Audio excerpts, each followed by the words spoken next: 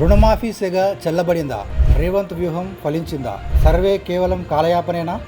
రైతులను మభ్యపెట్టేందుకేనా? అసలు సంగతి ఖజానా ఖాళీ. మరి రుణమాఫీ చేస్తానని రేవంత్ అంత ధైర్యంగా ఎలా ప్రకటించాడు? కొండంత రాగం తీసి సగం మందికి కూడా రుణమాఫీ చేయలేదెందుకు? రైతుల నుంచి వ్యతిరేకత ఈ స్థాయిలో ఉంటుందని రేవంత్ అంచనా వేయలేకపోయాడా? అందుకే వెంటనే తేరుకొని సర్వే పేరుతో రైతులను చేస్తున్నాడా? ప్రస్తుత పరిస్థితులు చూస్తే ఇవే ప్రశ్నలు ఉత్పన్నమవుతున్నాయి. ఆర్మూర్ రైతులు ఐక్యవేదికగా ఏర్పడి ఆందోళన చేసిన తర్వాత రుణమాఫీ గురించి రైతులు ఈ క్షేత్రస్థాయిలో ఎంత సీరియస్ ఉన్నారో సర్కార్కు అర్థమయ్యింది. అందుకే వెంటనే సర్వే పేరుతో వ్యవసాయాధికారుల రంగంలోకి దింపాడు. వారంతా ఫోటోలు తీసుకోవడం, ఎంక్వైరీ పేరుతో అలా రోజులు గడుపుతున్నారు. కానీ ఈ సర్వే ఎప్పటి వరకు చేస్తారు? రుణమాఫీ కానీ రైతులు ఎప్పటి వరకు క్లియర్ చేస్తారో చెప్పడం లేదు. అది ప్రభుత్వానికి తెలియదు.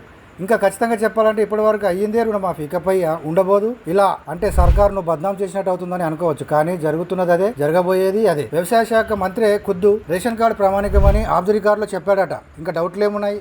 ఇప్పటి వరకు రుణమాఫీ అయ్యింది కూడా రేషన్ కార్డులు ఉన్న వారికి. ఇప్పుడు చేస్తున్న సర్వే చేస్తున్నది కూడా రేషన్ కార్డు లేని వారికి. కానీ వీరందరి రుణమాఫీ కావాలంటే మరో 12,000 కోట్లు కావాలి. అంత సొమ్ము ఖజానాలో ఎక్కడిది? అందుకే ఇది సాధ్యం కాదు. మరి రైతుల ఆందోళన బాట పట్టారా? మొదట ఉన్నంత వేడి ఇప్పుడు లేదనే చెప్పాలి. ఎందుకంటే సర్వే వారిలోని కోపంపై కొంత నీళ్లు చల్లే ప్రయత్నం చేస్తున్నది. రేవంత్ వ్యూహం కూడా ఇదే. అందుకే ఆయన ఈ ఇష్యూని సీరియస్ గా తీసుకోవడం లేదు.